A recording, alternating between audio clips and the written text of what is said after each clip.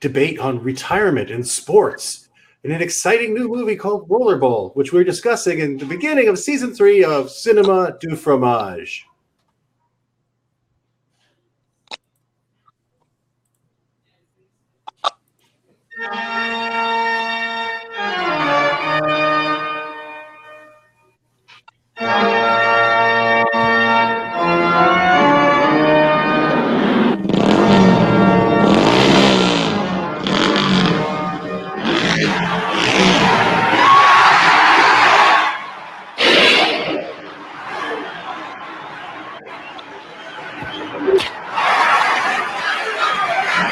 Jonathan E., that's the name. Houston players come and go, but the champion plays on.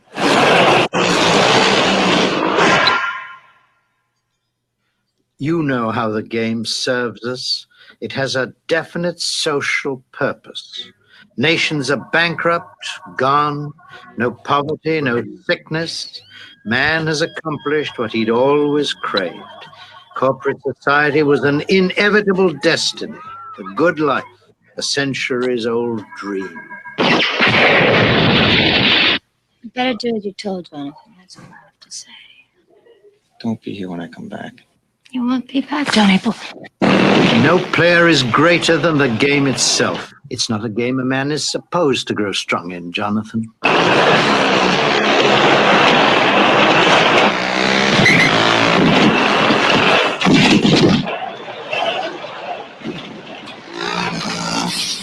You still don't understand why I came. You're the only person I ever wanted. Wanted you on my side. That's all. The books you ordered are classified and have been transcribed and summarized. Who summarized it? Zero, of course. He's well played. Does it answer you? Oh, yeah. It speaks. I'd like some information about corporate decisions, how they're made and who makes them. They're afraid of you, Jonathan. All the way to the top they are. The game was created to demonstrate the futility of individual effort. Let the game do its work. Game! This wasn't meant to be a game!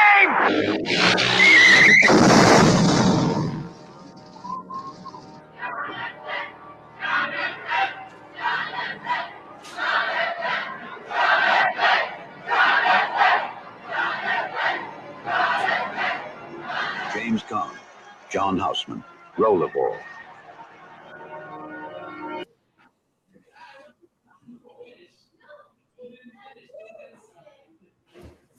And they say they give away too much in trailers nowadays, eh? Welcome to Cinema de Fromage, the opening of season 3. Can you believe that? And of course, we are here with King Penguin, and I'm here with the usual gang, plus one. We've got Kente over here on that side. Oh, we gotta get used to this. Down there is Jen. Say hi, Jen. Hey, everybody. I'm so excited to And be back we have for our season extra 3. special guest here. Wait. There, I can't figure this camera Hello, thing everybody out there in internet land. Joshua, say hello to the folks out there and tell them how much you enjoyed this film. So, today's film is Rollerball. And to knock things off, we won't make any comments yet, but we'll let Jen give a little synopsis of what this film is about. All right. Well, this isn't exactly the way that I would have written it, but this is what we got. The year is, wait a minute, the year is it's a historical 2018. film. It's a historical film. Futuristic I Society. love those. It's a Remember back retrospective, when, eh? fantasy. Yeah, there we go. Uh-huh. Okay, the year is 2018 in a futuristic society where corporations have replaced countries. A violent, futuristic game known as Rollerball is the recreational sport of the world, with teams representing various areas.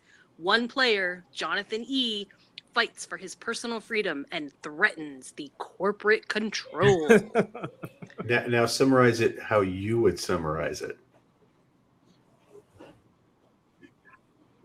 All right, so a bunch of guys get together, beat each other up. There's some fires, there's some arguing, there's a bit of corporate philosophy, and Okay, there you people go. die. Either way, you've got the film in a nutshell.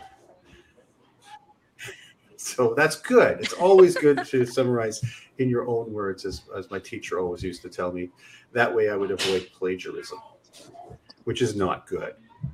Speaking of which, this is one of those films that it's not plagiarized. It's taken from a book called The Rollerball Murders, Rollerball was basically something in the side, and they decided to put that in the forefront. Anyways, before we go into the nitty gritty, I just want to get a general, because I did see some comments, before we started this. I want to get general rundown of ideas of what people's general thoughts are of this movie. Okay, now I saw this movie when I was What a youngster, right? And I remember enjoying it. And so my thoughts of it always was it was a good movie. And then I seen it yesterday as an adult. And I'm like, was I on cocaine when I was a kid? It was very boring, very slow. I kind of liked, some of the stuff about corporate greed and all that kind of stuff. And it was shot pretty cool. But for the most part, it was a slow movie. And James Caan's performance, he just looked like he just wanted to slit his wrist through the whole movie. I mean, he was just so dour, and we saw it in the trailer. And I get that his character was sad or whatnot, but yeah, it was. I like some of the things in the movie, some of the ideas it's trying to put. It was it was revolutionary for its time, but it's not a movie you want to see over and over. It's like, okay, I'm glad I saw it. Don't need to see it again.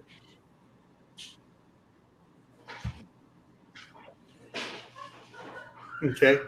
How are you, Josh? How my thoughts? Yeah. Well, I can't say that I'm glad that I saw it. I'd never seen it before. I did see the remake with Chris Klein, but I was told that didn't count, so I had to watch this. At first, I thought Kite was punishing me for something, but hearing that he thought he enjoyed it when he was younger, okay, I'll second guess that thought for now about whether or not you were punishing me, Kente. It's weird because generally, when we talk about movies that can be considered, I don't know, so bad they're good, there's a lot of schlock involved, a lot of chuckles and laughs, but I think this movie took itself so earnestly that I had a hard time laughing at it. And while the messages, they totally nailed the whole corporations rule the world in 2018, right? But other than that, it was just, a typical everything shiny in the future type movie. Okay. And Jen, what about you? Oh, she's on mute. Did she walk away? No, Jen, you there? Oh, I'm sorry. Yeah, I'm here. It was cutting in and out. Busy. Okay. I was not. Okay, so my thoughts. One, storytelling has come a long way. Two, it wasn't that it was so boring. It was that it was unnecessarily long for me. But I think the big thing is this had so much potential that it actually made because it could have been such a good movie. It really could have. Is it cheesy? I guess it kind of is. It feels like they tried to do Logan's Run in a rollerball. That's what it feels like. So it wasn't bad. It wasn't bad. It wasn't bad. They didn't do a bad job of trying to do something, but it was it was just executed so horrible. I wasn't too excited, but yeah, I can say that I watched it, and that's good. Okay. Thank you. I guess I'm going to be the dissenting voice here. because Rollerball, I picked it because it was one of my favorites from the 70s, dark sci-fi era. Only for two things. One, it's not definitely not James Caan's low key performance, because even James Caan himself said he gave the movie an 8 out of 10 because he had nowhere to go with the character. They really didn't give him much to do with the character, so he didn't. I don't know about you guys, but you'd have to turn the volume up and down whenever he was speaking. It's like you couldn't hear a damn thing he was saying. But I liked the idea that, which they got bang on, was the idea of corporations instead of nations running the world, where nations cease to exist. So they had this idea of this corporate wars. But I liked the sport.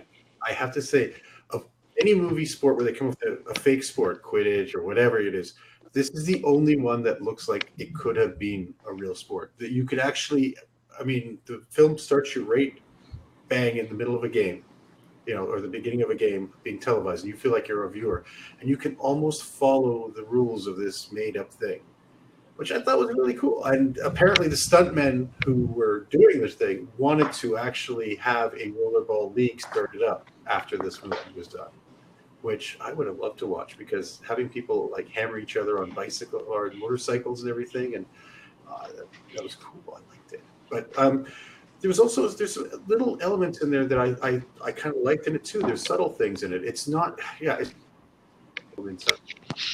rollerball scenes are kind of fun. But honestly, I think it maybe is too earnest, but I think it did have a message hidden in all that stuff. And it wasn't that he was sad. It was the idea of a person who's basically unaware of, his potential, because he's not a person. He's a athlete who's good at bashing in faces in this game where you're not supposed to excel in. And he just wants simple things. He realizes he's in a world where he can get anything he wants, because that's the way the corporation is. They want to reward him. John Houseman comes off at the beginning and says, it's like, we're running out of things to give the guy. And the only thing he really wanted was the one thing they took away from him, which is his wife. And even when he almost gets her back, it's like he realizes even that's not good enough. He doesn't know what it is would make him happy, which I think is more of an idea of looking at, we always put material. You were kind of cutting out.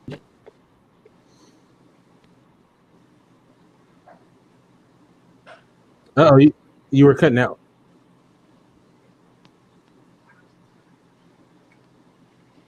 Okay, there you go. And sorry, I don't know why. But I said, did I do it?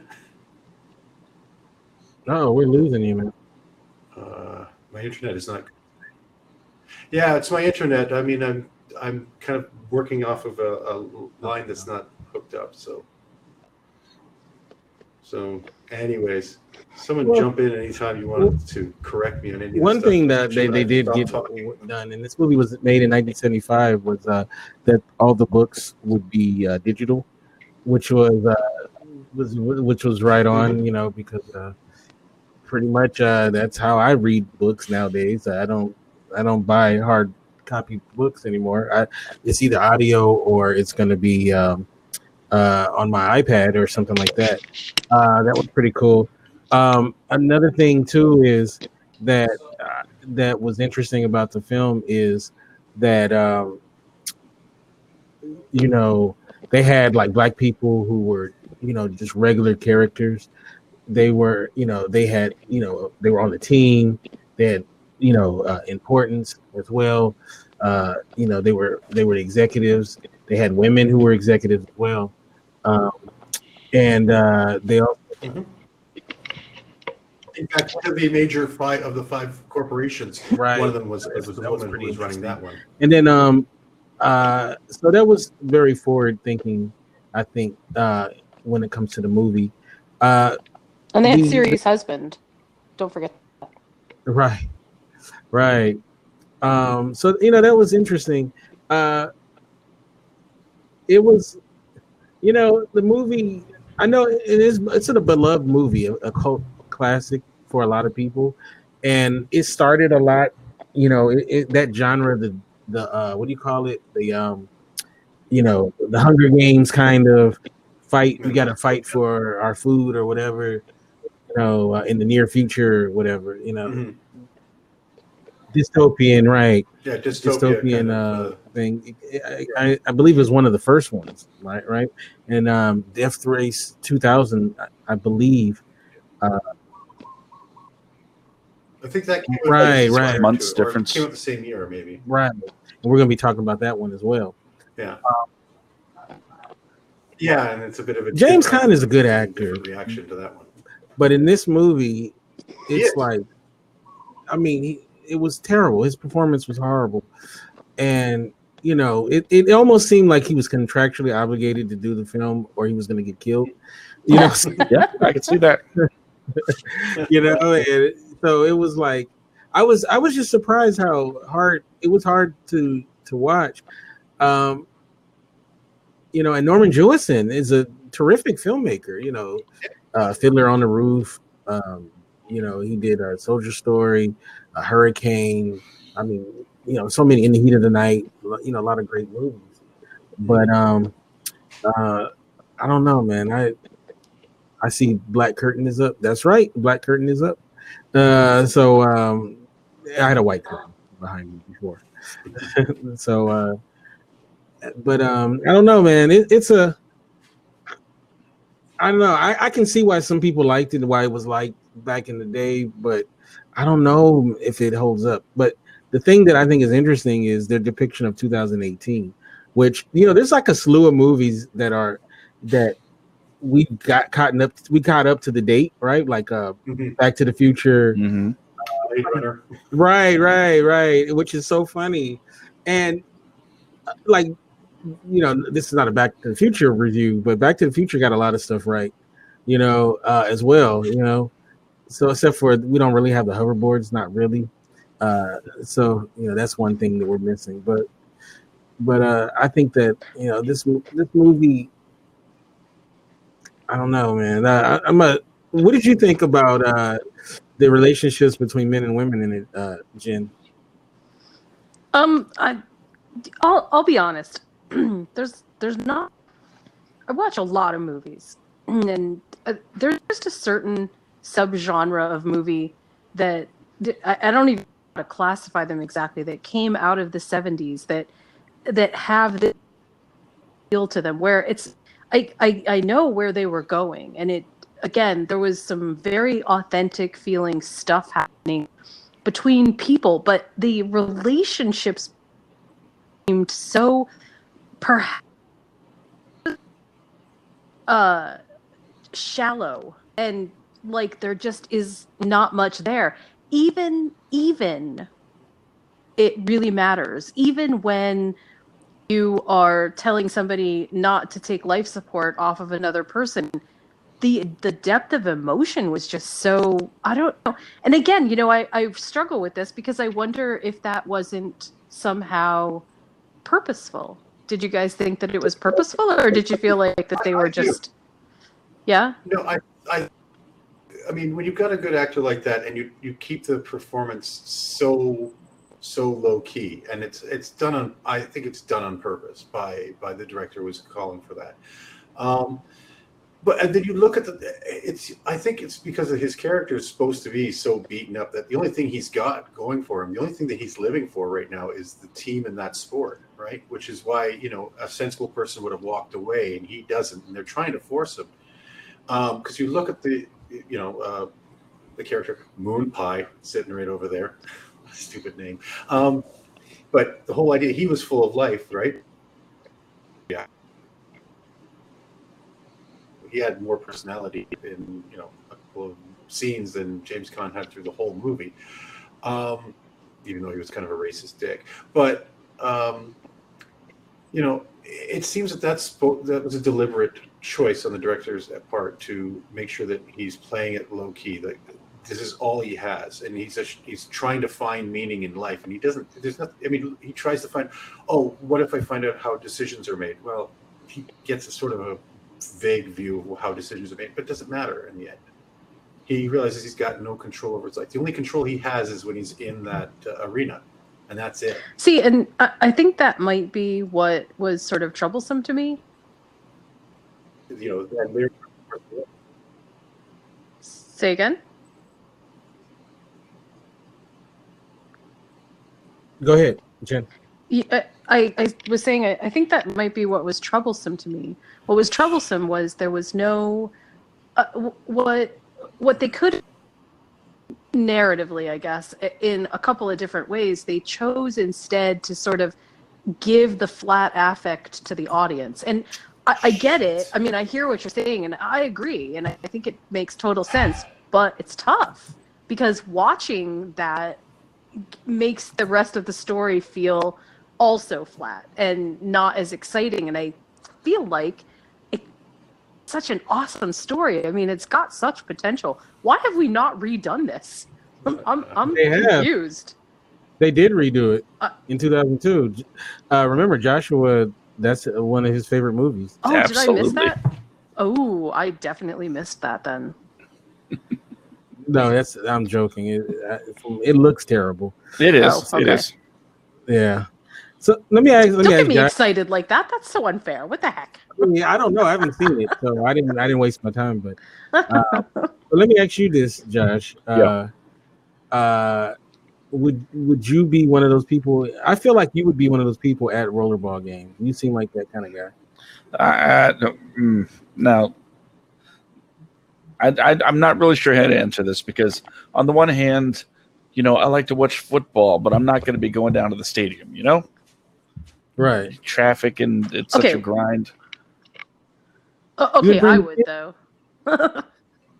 You wouldn't bring the kids? No, I guess it depends on how into it I am because I'll take the kids to wrestling matches all day, and this is kind of like that, right? Right. Hype, character. And motorcycles. Maybe. I mean, I've taken them to the Monster Jam before, so it's like a combination of wrestling meets Monster Jam. Yeah, right. I don't know, man. What do you think about James Caan's performance? I mean, what can I say that hasn't already been said? It was pretty easy to summarize, wasn't it? Right. Flat is the first word that comes to mind. It's like when they were developing the story, or at least the characters for this, the image that comes into my mind is somebody drawing a square on a piece of paper and then drawing the extra lines to make it look like a cube. It looks three-dimensional, but no matter how you draw it or shade it or do whatever, it's still not a three-dimensional character. And that's what I think of the character. It has all of the illusion of being a three-dimensional character. Look, he has friends, he has, a mission, he has this, he has that, but none of it really seems to add depth, legitimate depth to him as a person. And quite frankly, I think he owed somebody money. I think so. But do you think that was on? I mean, and I'm not trying to be sarcastic at this point. I really am serious. Do you think that was so on purpose and just sort of a misstep directorially, or do you think that there was really something kind of going on with him, the actor, who was like, yeah, I'm just not into this? I don't even think it was as much an actor decision. I think if you want to call this a problem, I say it started on day one, page one, when somebody was writing, and the director took the writing and just adapted it, didn't try to breathe any new life into it, and in turn the actor adapted the direction and again just did not bring anything new to the table. That I think what we got on screen was everything that was on paper day one. Wow. Yeah, I agree. I definitely agree. But it was exciting. I mean, it had its moments, and it where it was really where it had a lot of shine power was in I mean, first of all, I know we talked about this just a little bit, but the set design in this movie was absolutely astounding. And when I think back to the 70s in terms of what they were constructing, and that was actually amazing. I mean, I liked it. I really liked it a lot. And I similarly loved the idea of the AI being sort of liquid based. That was also really neat. That was just such a good idea. But the arena was unbelievably well constructed and very cool. I mean, like the sweeping shots when you first come into the movie are there. I even said this to the person I was watching. Some set designer was really trying to show off what they had done, and they deserved that because it was really, that part was really neat. But the other things that were cool, there was a lot of stunts in this movie that you can, people really, I don't know if they got hurt, but they got banged up. I mean, I don't know how in the world you get away with some of that stuff without, I could feel it. So those were good. When I was doing research for it, I think it said this was the first film where stuntmen were credited with in actor roles or something like that, something to that effect. Oh wow! So yeah, so it was considered like because they decided to hire stuntmen and athletes to play the game. So I mean to be to play the part. So that's why it was so good. As far as they actually have real stuntmen doing the stunts. Yeah, to that end, that definitely came through, right? I mean, it felt like these guys were really powerhouse people. It did not feel like they, put some skinny people, but I mean, they didn't put some, really unathletic people into a role and say, oh, here, just, suspend belief and we'll pretend that these are really awesome athletes. I mean, they put some good people in those roles, that's for sure. They just didn't. Go ahead. I was. Can I touch on three things real quick? Sure, please. Before we completely get away from the set design, I just wanted to throw my 2 cents, and I thought it was very well done, very intricate, and seeing how the executives, the corporate types, lived and enjoyed the rollerball as compared to what the actual arena looked like. The stark contrast was very interesting to me, especially with how well they were both done. I think, a set designer, took a victory lap on that one. Very proud of himself. One of the thoughts that I was mentioning earlier about the script, it seems like when you talk about the action of the games, that is where the majority of the focus was when it was time to write. Because the games were actually fun to watch. And I would watch that as a real sport. Legit. But that brings me to the third thing. When I was watching the sport, and you're talking about how they were shot and the athletes and stuntmen involved in bringing it to life, one thought persistently came to my mind, and that was, this is either the most brilliantly choreographed sports scene I've ever watched, or this is the most reckless thing I've ever seen put on film. And I can't figure out which one it is. And that's okay. But what do you guys think? Is it reckless or very carefully planned?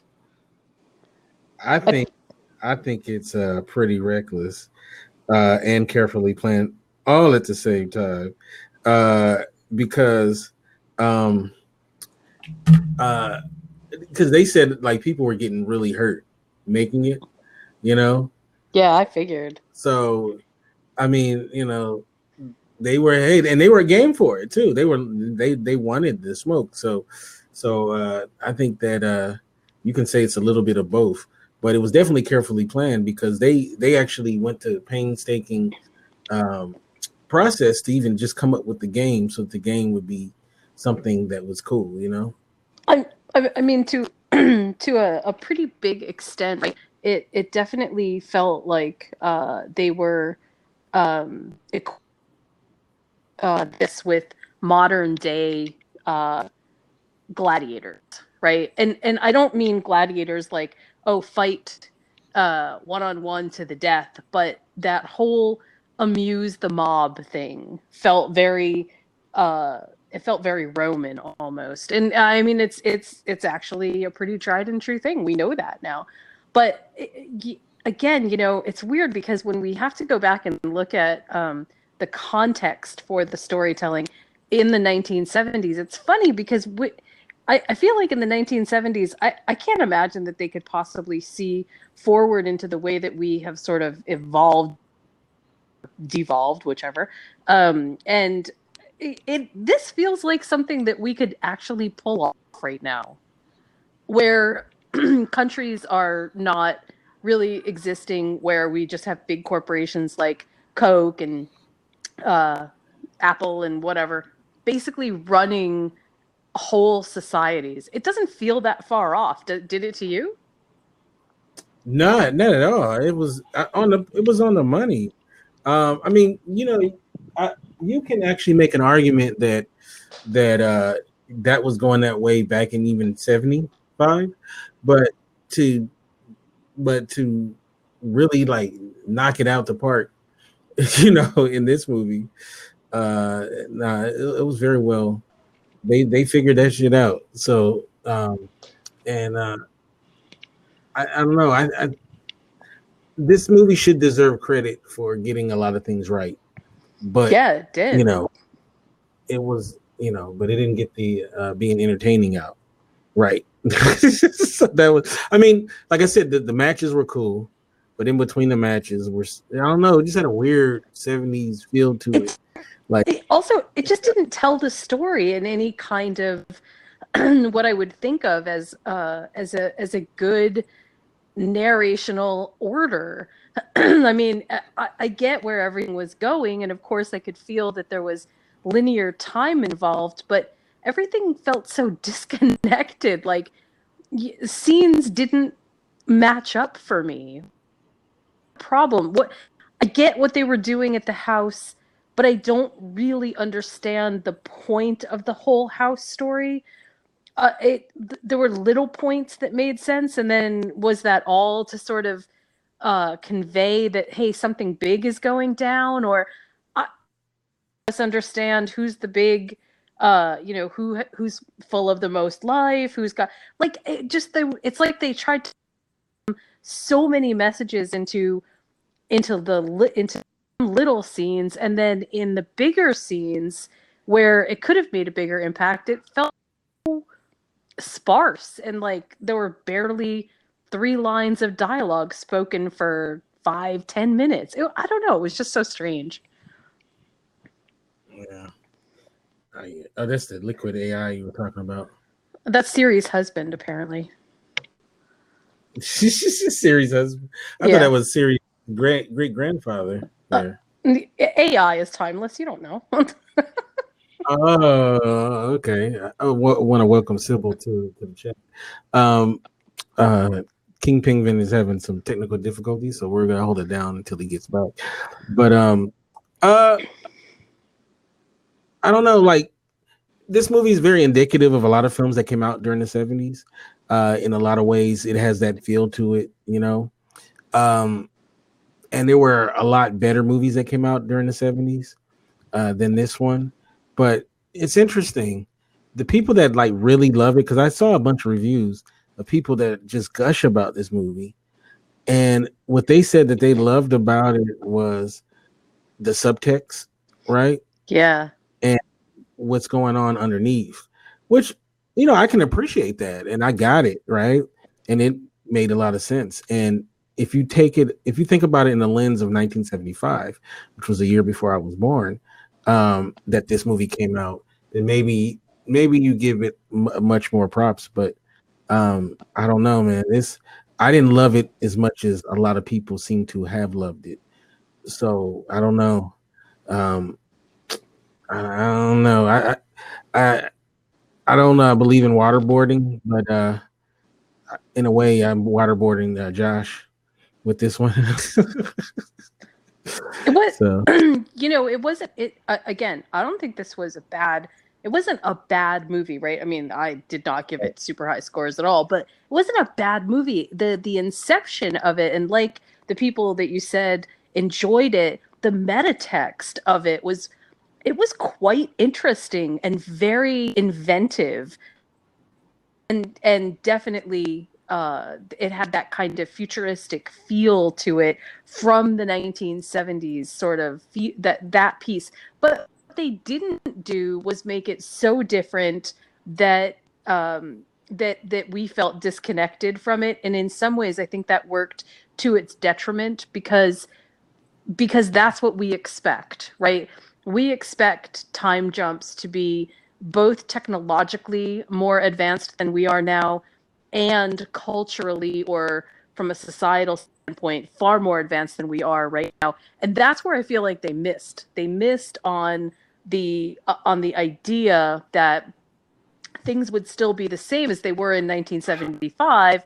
We would just have parameters for living. We live in a place without countries, and now we have corporations. To me, that just felt a little like they didn't explain that well enough. Can you see me back now? Yes, it looks like you're about to be interrogated there. Is that Welcome back. Oh my God, what a struggle. Is that where you interrogate the kids? Yes. No, this is where we're renovating, and basically this ugly orange is going to be gone tomorrow. But until then, I have now in a big echoey basement with TV trays as my desk and sitting on anyways, what did I miss so far? In some ways that is very 1975. I mean, even that color orange and the TV trays. So good job. Orange is a very, very 70s color, and this movie did have it. So what did I miss, folks? Basically, we've been going on and about the movie, but there's something I want to bring up too. Like, what do you think about the whole that you swap out the wives? And, like that. Well, no, they're not wives. They're just these are women who in exchange for all the comforts, they give themselves up as, I guess, what do they call them? Comfort girls, basically. They're groupies. But they're not groupies. They're assigned by the corporation I know.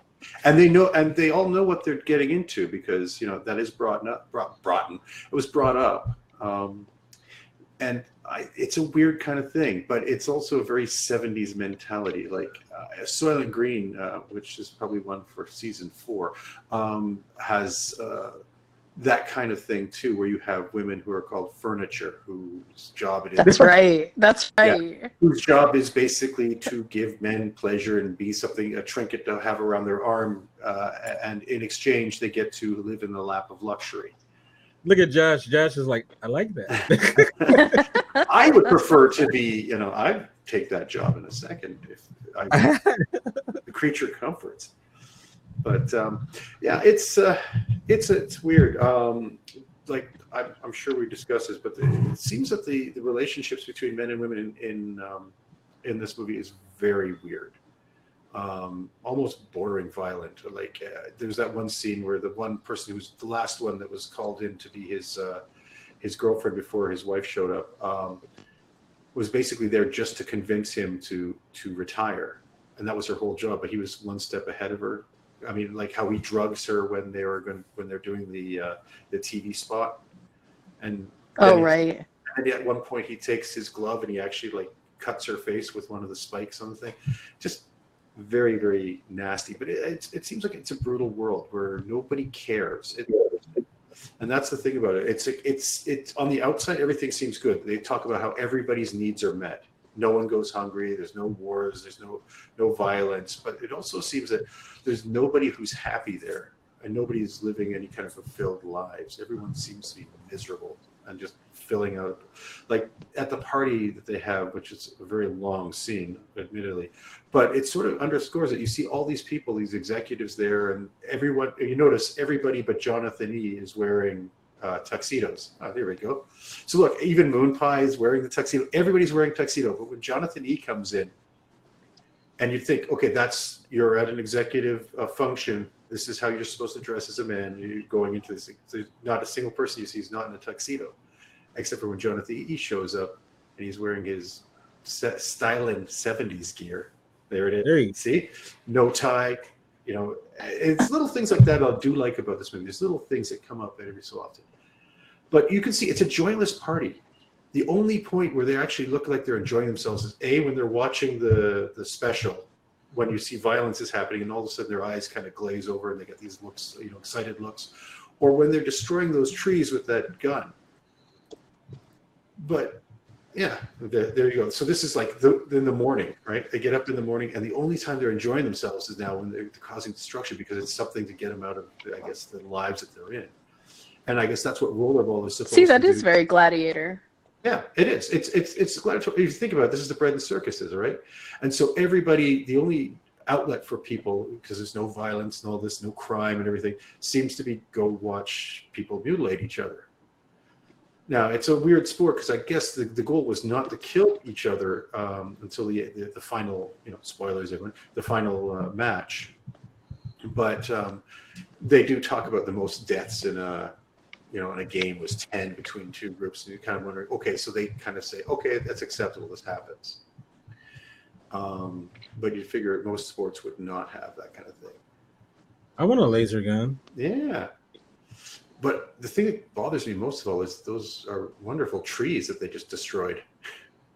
You know, just for this movie. Were those trees harmed in this movie?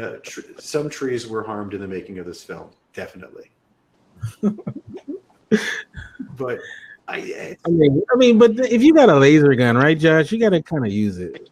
I don't even know if it's a laser gun, because one time someone gets knocked down and it makes an actual scar into the ground, like it's a projectile, but it's an explosive one. So imagine that's what you got in your house to protect yourself. I live in Florida. That's exactly what we have to protect ourselves. Oh dear. Never mind me not to go to Florida anytime soon. That's scary.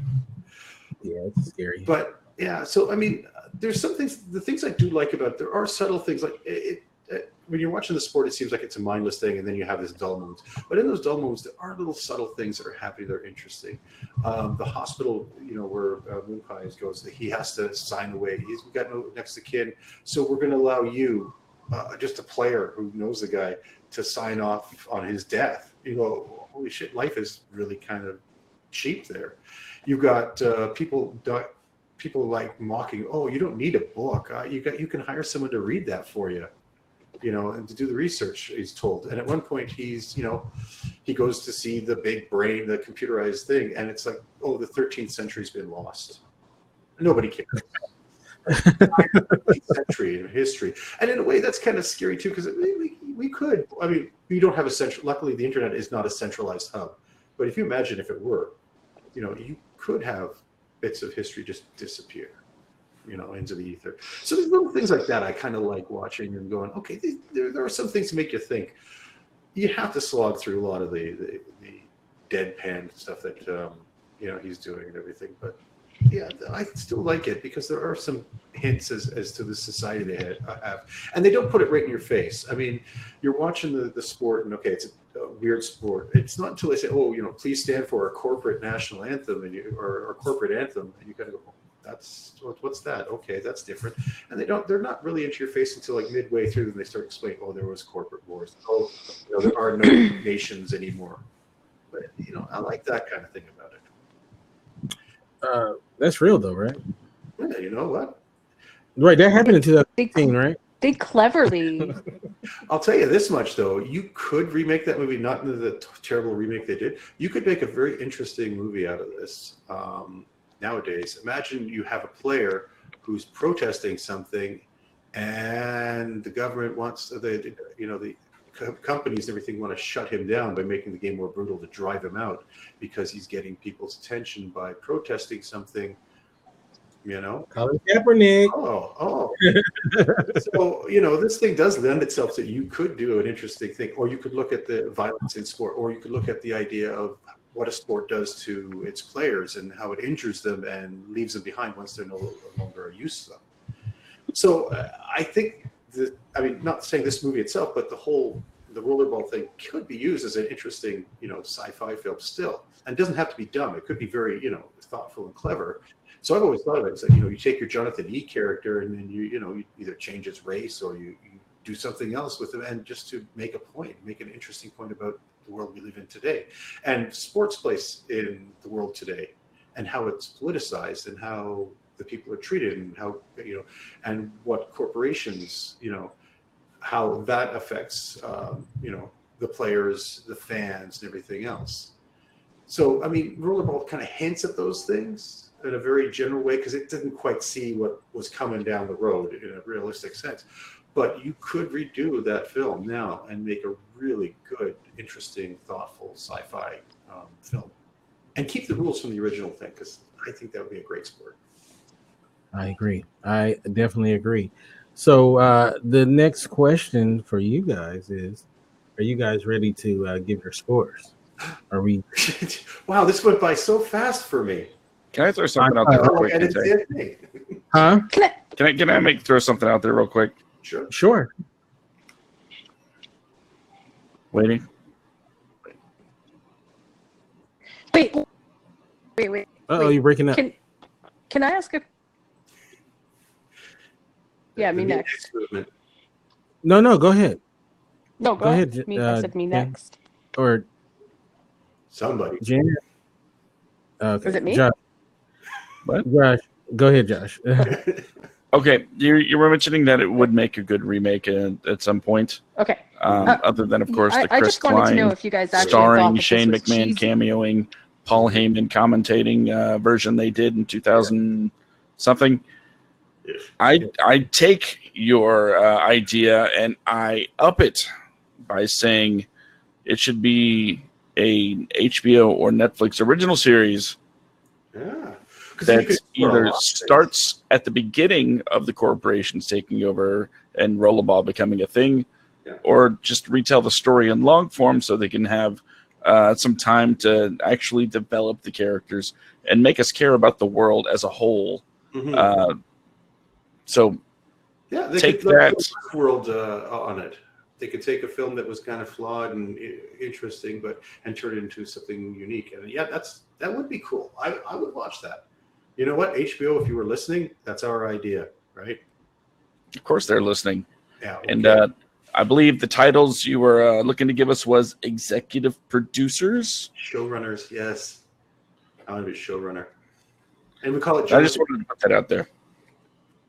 Because then you could have interesting things like, showing, let's say, there's got to be like a little league rollerball thing, right? Where kids are doing this, and you've got the parents who want their kids to grow up to be rollerballers, and the kind of weird stuff you could have going on with that too. There's a lot of fertile ground in there as a metaphor for modern sports and everything that goes with it. So I think that would be I would watch that series. That'd be amazing. I'd watch it, and I'd write it too. And then you know what you do? You do have like games. Like there's a segment of the thing that will be a game, like a miniature, like the way they did it in the film, just a short version of the game, so you get the you can feel like maybe it's the length of a season. Or so each season would be one of their seasons, and you can see how some characters are coming up, and like the key thing is that Jonathan E is supposed to be the only rollerball that ever lasted long enough to become. Like everybody else was basically, you think probably everyone was rooting for teams and numbers, and they didn't think of players as players except for Jonathan E. He became a personality. So you imagine all these people who went up there and basically maybe lasted a season, maybe two, and then that was it for them. And he's the only one that keeps going. Like that's what John Houseman says, right? Rollerballers come and go, but Jonathan E. keeps playing on. And so there's a lot. So you could have characters come and go, like either get maimed or injured, or just finally say, "I've had it, I quit." And you could have some really interesting stories there. So there you go. You heard it here first, folks. So if this shows up next year, we've got this on record saying we came up with this idea. And then we'll sue if they take our. Yeah, that ain't gonna happen. They got bigger lawyers than you. Evil corporations. Just name a character after me. Joshua R. All right. I'd like to play Moon Pie, but I'm, it's too old. Moon Pie. I'm not as racist as he is. Moon Pie. Oof, what was with that? Yeah. Well, would you even be Moon Pie? We have to change it to something more relevant now, like what? It would be the name of a product. He'd basically give up his name to be iPie. I guess iPie. Like Nugget. Charleston Chew. The chewer. All right. So, Jen, you wanted to make a point before we get to the scores?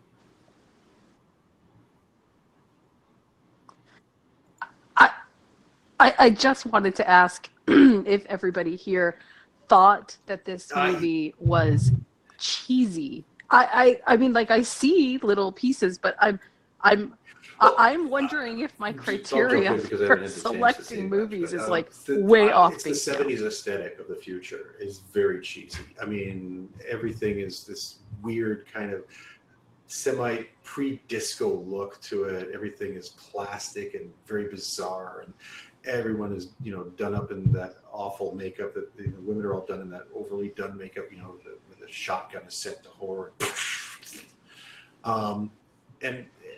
And the entire set, like the numbers on everyone, like, oh, hey, this is the future, digital space numbers, and it looks awful. It looks dated, and it looks really cheesy. That's what I like. That's where I'm coming in, and some of the their visions of the future are very bizarre, and that's where I find it kind of cheesy.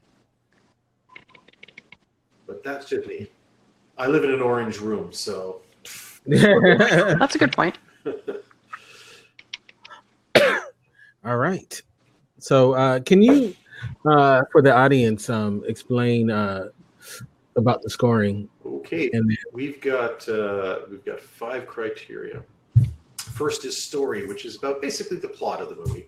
How does it, is it good? Is it bad? Is it confusing? Is it a jumbled mess? The next is the acting, of course, which is all about, what do people bring out in their performances that, stand out or are really, really awful.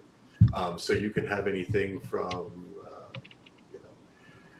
The Room to Laurence Olivier in Hamlet. There's your gambit right there, and then some. Score and sound design is basically, does it have an interesting musical score? And how does it sound? Like, are the special effects sounds amazing or good, or is it basically, does it sound like this? That kind of thing. Production quality is the overall look. How much money and effort do they put into the film? Now, sometimes they don't have enough money, but they can make it look like it's more expensive than what it is. Sometimes it can look downright cheesy. Is that tombstone made of cardboard? Is it going to fall over in the middle thing? That's the kind of thing we're looking for in this. And then, of course, the final is the overall entertainment value. Did you enjoy the film? Simple as that. If it wasn't enjoyable, it could be like an amazing, everything could be really done right and still not be enjoyable. It could be a boring mess, which I got a strong feeling this film is going to get a lot of low marks on this one, but hey, I'm not going to influence it by saying maybe you should look at it a different way. All right. There you go. So, how about our special guest? He'll go first. Absolutely. Who's that? You're the special one. I'm special? Yeah. All right. Remind me of the scale again. What's the best? 1 to 10, with 10 being the highest. Yeah. Okay. I'm just making sure it's not golf scores, Okay. Okay. Do you want me to go one at a time or just run through all 5? Yeah, go one at a time. One at a time. Okay, so we're talking story. No, I'm sorry. Go all 5. Okay. Either way, we're talking story first. Right. What can I say? When I first watched it, I was like, can this even break a 3? But as we talked more about it, and I realized that I am curious about the world building that could be involved in either a remake or a TV series, I'm not saying it improved the story quality, but I am saying it made me more interested in the world at large. So I think just from the world building aspect, I would give it a 6. All right, 6. Moving on to the acting, what can I say? I think the analogy earlier about a drawing of a cube is about the equivalent to the three-dimensional these characters are, which is not. I mean, all the pieces are there, but nothing. I don't know. They just never came off the page. So I'm gonna have to go. I'm gonna have to go with 3. And I think a certain lead actor might agree with that. Now, the score and sound design, the music, I was really digging it when the film opened up. And the only problem is, I'm going to make this a compliment sandwich. Like the music it was opening up, and the sound effects during the matches, during the games, very well done. But throughout the movie, as you're going from game to non-game scenes, it's like you'll have conversations that sound like, it's good you're here today because I really needed to talk to you. And then suddenly the next scene is game, and it's like, and everybody's yelling, and you have to turn down the volume because it is so uneven. and it really freaked me out. I was adjusting the volume the whole time, so I'm going to have to go, again, a 3 for its sound design and score. By the way, that compliment sandwich was open-faced, in case you were wondering. The production quality. I know a second ago we were talking about, just because it doesn't have a lot of money doesn't mean it can't look good. And this looks like an excellent movie made on a budget with a great set design. And it was shot very well. And I don't really have any qualms with the production, other than still not being sure if everything captured during the games was choreographed down, to the letter, or just a bunch of chaos caught on film. You know what? I'm going to go ahead and say that enhanced the quality of it. So I'm going to give it an 8. All right.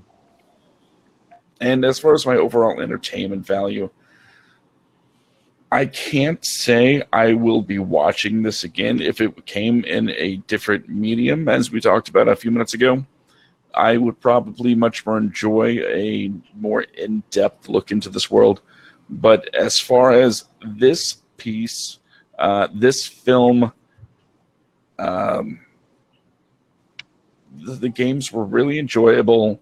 Everything else, not as much, in my opinion. So I'm going to go ahead and call it right down the middle and say a 5. 5. So your score is 25. Oops, 24, 25. All right. It's the excitement of watching math done live. I know. All right. So I'll go next. Okay. All right. So I gave the story a 6. It's a pretty good story. It's a pretty good story. So I gave it a 6. I wish there was more there, but it is what it is.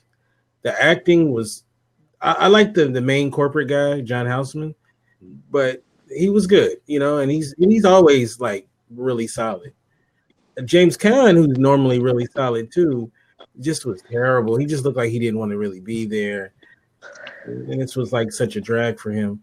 So being that I felt so bad for the guy, I decided to give it a 3.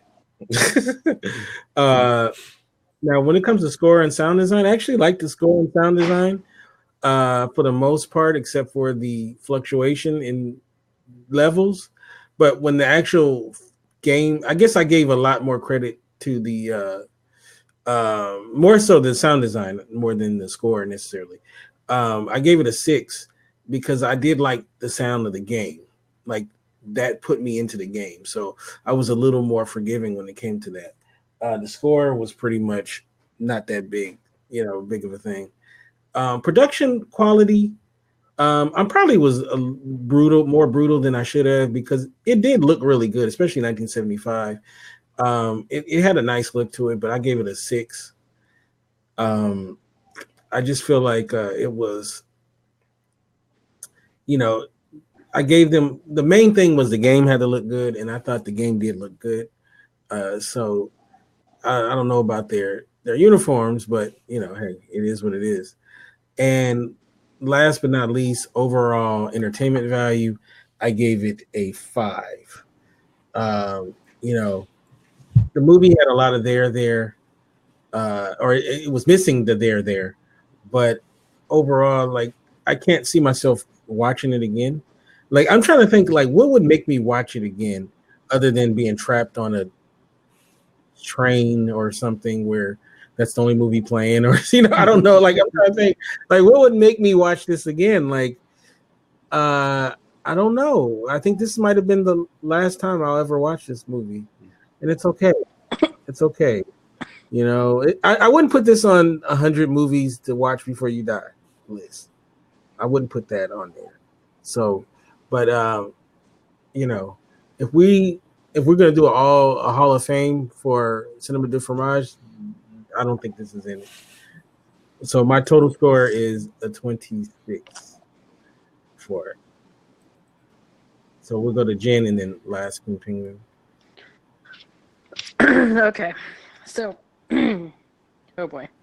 All right, so I actually made a mistake on 2 of mine, Kinte's. I'm sorry, I guess I copy and pasted, so I'll adjust it as I talk. Okay, so story, I gave this a very solid 4. I did like it, but it just had so much potential, and I felt like it needed some TLC. Acting, I also gave a 4. I don't understand the acting in this at all, but some things actually do make a little bit more sense to me. And thank you, everybody, for helping me to understand the flat affect, because that was really confusing. Score and sound. I have never in my life given. Wait, hold on a second. Is flat affect related to Ben Affleck? No, but he could probably pull that off. He should be in. Definitely. He could have been in the remake. Yeah. He could be in the remake. Yeah, there you go. He could, In fact, they should just call him Flat Affect. But can he roller skate? Because if he can't, then it's not worth it. We have CGI. That would look terrible. Wait, Josh? CGI his face onto some roller skating guy. Josh is a Ben Affleck aficionado. Mm-hmm. Would Ben be good in this? The remake? He's never been bad in anything, so I don't see why not. Especially Daredevil. Oh yeah. That never happened, I don't think. It's like that Berenstein Bears thing, that just a false memory. Oh, the Mandela effect. Mm-hmm. All right, so score, sound design. Okay, so never in my life have I ever had a movie come up with a 0 score in any category. But this movie gets my very first 0 score. Wow. Wow. Score. Okay, let me explain why.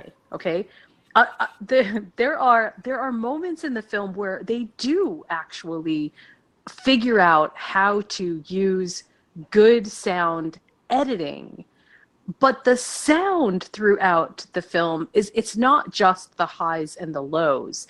It's that either it feels like the boom is so far away, or that it was just non-existent, and that interspliced with it almost feels like there were 2 separate soundtracks, and that somehow they had to splice them together, but they couldn't quite make it work. I don't know. I mean, whatever it was, if I saw this in the theater, I think I might have walked out based on the sound alone. I don't know how people could have sat through that. It was intense. So and there's no excuse for it. I mean, they could have easily fixed that in post-production, and so they get no love from me. None. Production quality, however, I gave, and this is where my mistake was, so sorry, Kente. Production quality, I gave a 7. I really did like the sets. I really liked just the camera ability to sort of go all the way around the track. They did some interesting camera work, which I liked. So overall, I would say that is definitely I think it was pretty solid. Overall entertainment value. For me, this movie ranks a 3. It's just, it had lots of potential. I certainly am glad that I got to watch it because I feel like it's kind of one of those movies that, you really should watch it just to sort of get a feel for it. But it's not something that I would watch again. And I mean, there's plenty of really horrible movies that I do watch again and again, Burnt Offerings. And so to me feels like that's the hallmark. So that's my score. Wait a minute, you make your kids watch Burnt Offerings? Hell yeah, I do. I'm calling those people. Oh dear. I'm calling the child people. services. That's what Right. Wait a minute. How else am I supposed to punish my kids? I mean, I can't beat them up anymore. They get really upset if you don't feed them. So got to do something. We're all watching Burnt Offerings tonight. Oh. Yeah. Ew. Oh, boy. I didn't even give Burnt Offerings a 0, and it deserved it in several places. I know, right. She's just needlessly cruel. Okay, I guess that leaves me. Yes. The only person who's tried to stick up for this film. All right, story. Okay. Even though it has things to say, the story is really thin, I'm going to say. I mean, it's basically the story is company wants him to quit. He doesn't want to quit. He wants his girlfriend back, realizes there's more to life, but then kills people. So the story itself is, even though it's got all the potential and everything, I give it a 4. Acting, it's all over the place. There's some good performances in there. I liked his mentor. I can't remember the name of the character. Black guy. Yeah. He was good. I liked some of his stuff. He's trying to be helpful, but he's afraid of what's going on. John Houseman, he's just wonderful. Moon Pie, you want to be an executive, making decisions. And I was like, I love that guy. However, James Caan's performance is so low key. If he's in a scene with one other person, that other person's not saying anything, and he's just listening to him talk, it just you just feel all the energy being sucked out, which is weird because the movie starts off high energy, then cuts to a scene with him, and all of a sudden, all the life is sucked right out of the movie. So I'm going to give it a 4 as well. Seeing this running table here. Score and sound design. The sound and everything in the arena are amazing. Starting off with Toccata and Fugue in D minor by Bach, always awesome. I love that piece of music. Using classical music for the score, except for that one scene in the party, it worked for this film, and I liked it. But once again, we have that problem of what the hell is he saying? You're afraid to turn the earphones up because that next scene might be a motorcycle revving up, and you're like going deaf. So it gets I'm going to give it a 6 because when you're in when they're showing the game, you really feel like you're in that game. You're watching this thing, and you could feel why people would want to watch this thing. And it's the sound during the games is exciting. The sounds of the skates going on the boards, the crashing into the fencing, the ball hitting the sound of the ball rolling and everything. It's just awesome. The motorcycles too. I love it. But if it only turned up, his microphone a little, it might have made him more easy to understand what he's talking about. Production quality. That arena, that looks like somewhere you'd go. The only thing I'd say is put plexiglass instead of chain link, and it would have been perfect. And it's got a lot of things going for it. Like, it's a mishmash of a whole bunch of sports, and what I liked about it too, and I liked the look of the sport, right? you've got sort of the hockey arena boards. You've got the roller derby thing. You've got the football gear. You've got the motorcycles and the rollerblades, or roller skates, I should say. I think it's awesome. And every scene looked good. I like John Houseman's little quiet room, which is surrounded by little shards of glass that are so sharp that he accidentally bumps them. They make a tingly thing. He grabs it and cuts himself. It's one of those, once again, very, very small, minor thing that you'd have to watch it again to see what happened. But it's great look all around. I'm going to give the production. I give it an 8. I think it looked good. I think it aside from the overuse of oranges and browns, which that's just 70s staple. Now, overall entertainment value, I'm going to be a little higher because I could watch just the sports sections of the thing, and I have on YouTube where I just go, I'm going to watch the game against Madrid or Tokyo. Okay, I could sit there and watch those 15-minute segments and just be entertained.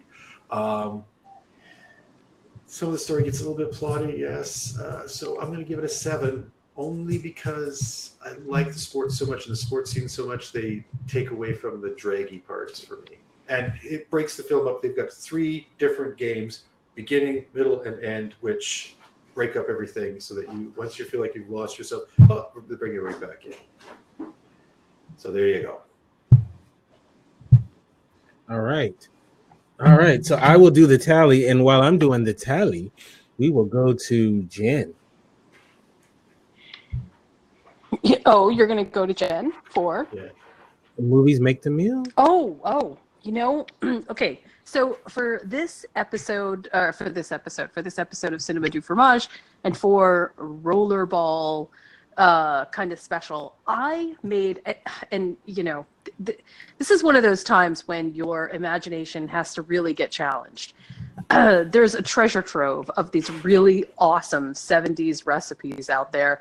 And the recipe books are hilarious. If you've oh my gosh, so much gelatin. But they're great. Some of them are actually really great. So what I did is I created the roll cheese ball.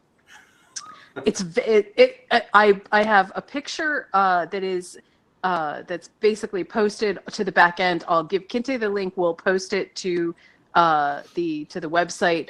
It's very simple, and it is the perfect blend of sharp and mild, which ups and downs, very I think relevant to the movie. And I have it served with the same kind, the same shape crackers as you see on the actual ball when they're playing rollerball. So you can make your own special rollerball with our rollerball cheese ball. Rollerball cheese ball. That's it. Okay. Is that something you would really eat? It's delicious. The cheese ball is so good. I'm not even joking. The cheese ball was so good. We devoured it in less than a day. You got no love for cheese balls? I like cheese balls. But it's got to be Kraft cheese balls, because I'm thinking the 70s. That's what I used to watch every around the holidays. They'd have these commercials where they teach you how to make these wonderful dishes with Kraft products. It's got to be Kraft. And they always have the guy who had the voice like, and you just come in with some wonderful Kraft peanut butter. Just smear it on top of your bread. Add some cheese, a light touch of celery, and you've got something good. Serve it at parties or have it as a snack. And I love those commercials. I used to, I mean, the food was disgusting. It's like, Well, I promise with my some cheese creamy ball, Velveeta. No, I promise my cheese ball is not made with any of that. It looks 70s, but it tastes good. There you go. Oh, our score is in, and the winner so far in season 3, Rollerball, with the highest score of season 3, 49%. Will it be unseated next week? I don't know, because I haven't seen the one we're doing next week, and it could be better. Synopsis didn't sound so hot. That's the lowest. That's the lowest. I think ever. Wow. That's going to be the lowest. Did I help make Wait. history? Hold on. You know the you know how they say. Yes. Okay, well, next week we'll just have to revisit this. We'll revisit it. Revisit what? I may actually say, here, hold my beer.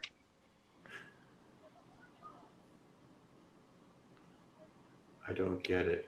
The next one, the next movie on our list is the one that I chose. Yes. Oh, yeah. Yeah, So it's getting lower. So don't get too discouraged, Josh. So Don't get we're too saying that it's going to be like 30%. My track record has not been very good, so we'll see. We'll see. All right. However, I will suggest for folks who don't want to see this film based on the high recommendations has, do go to YouTube and check out the scenes of the sporting stuff just to see the good parts of the movie that you might enjoy, because it's actually kind of fun. All right, I'll do the synopsis for the next movie. Can't I? Oh boy. Okay, so our next episode, which will be episode number 19, is The Car, 1977. And the synopsis says 2 bicyclists are run down by a strange black car in the desert near a small town in Utah. But this is just the first in a series of hit-and-run murders. Sheriff Wade, James Brolin, is called in. So we know that you know how the beginning of the movie goes. 2 people are killed by a car.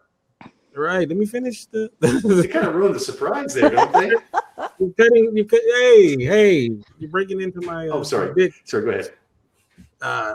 James Brolin is called in to investigate, and his deputy, Everett John Marley, is killed by the black sedan, which some say has no one behind the wheel.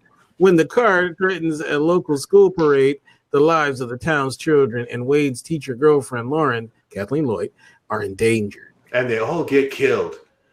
Stay tuned and watch The Car and see what happens next. Oh, the credits. Okay. Well, it looks like I'm going to have no surprises within the first half of that film. What? I wonder what's going to happen to Oh, yeah, right. I read that. He dies. I don't care what happens to the deputy now. Oh, is he going to get together with his wife? Don't care. He's dead. He's a dead man before I even watched the movie. If you watch the trailer to Burnt Offerings, it pretty much shows you how the main person gets killed in the trailer. Well, hey, but don't you want to know what happens to the? Sorry. Don't you know what happens to the car? I mean, I'm assuming it's destroyed over the side of a cliff. The Duel. Yeah, that's just my guess. I would be concerned. I mean, this is Google's first attempt at the driverless car, and it went horribly awry. And they made a movie of it. Yep, there you go. It's also the first Google attempt at street maps, and you'll see exactly what I mean when you watch the movie. Okay. So is this going to be like Killdozer? Is this like a... It's going to be... I promise it is way more cheesy than this cheesy. Okay. I don't know. But, I mean, we'll see. It's okay. Because I know one film that might get a lower score than this one in my books is coming up later, and it happens to be Kente's pick. So... What? Body Double? No. A certain sequel, Halloween? Yeah. Oh, you know what? I will saw that and I regret seeing that. Whatever. And I have to watch it again. So I'm gonna. You know what? I'm gonna. It's on Cinema du Fromage. Battle Royale.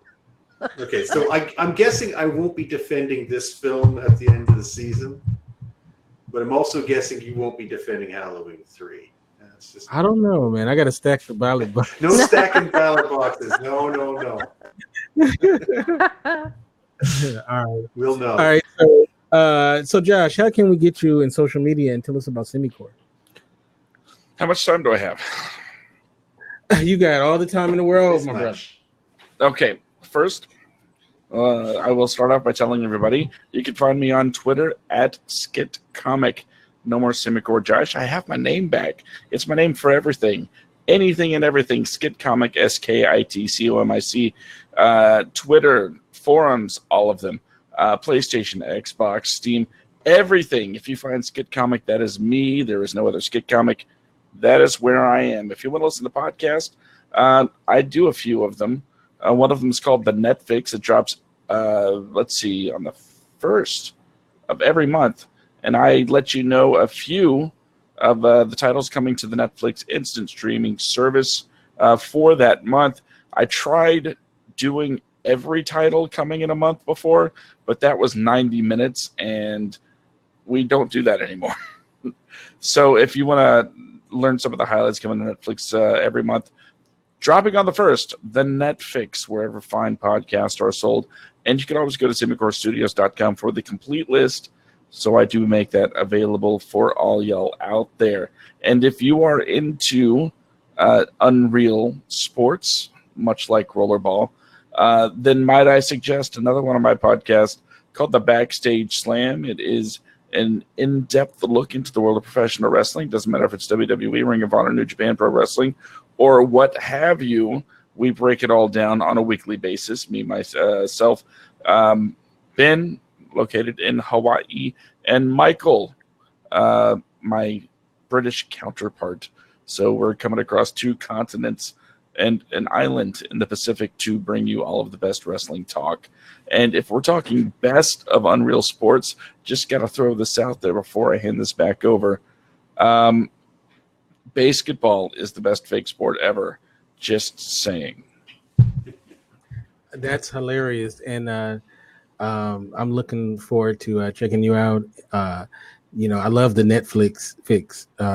That's a great show. And so I checked out the wrestling one, even though I'm not a wrestling dude, but it's very good. You guys are very entertaining. Thank you. So, yes. And back in the day, me and Josh actually used to do a podcast together. Mm-hmm. So, yeah.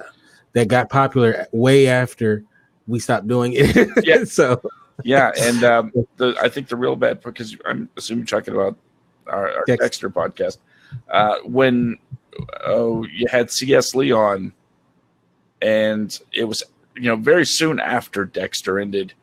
And I remember thinking, I gotta ask what happened to the finale. There's no way that was the original plan. What was going on? I had to ask. And then I just asked some really weird question about Grand Theft Auto San Andreas.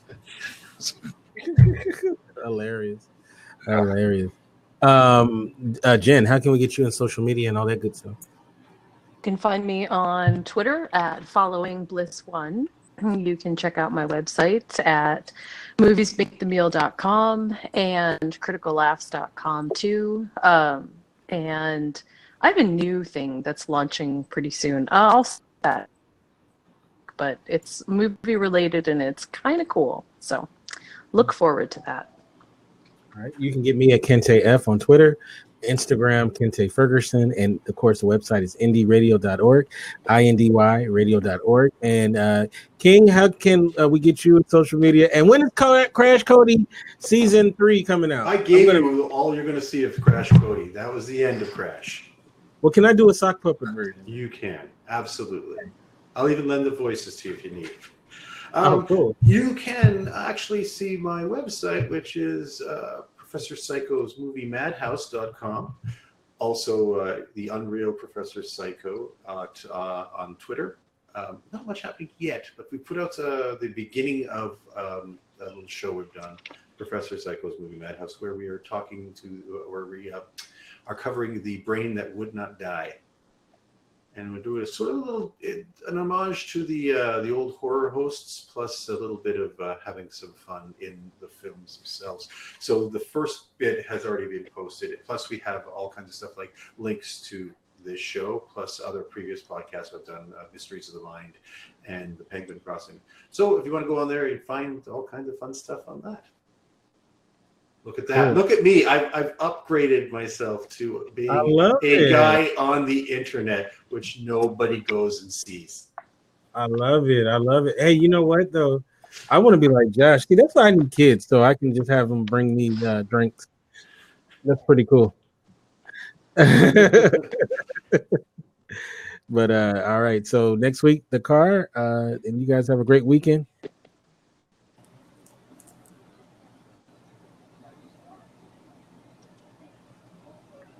Did we just go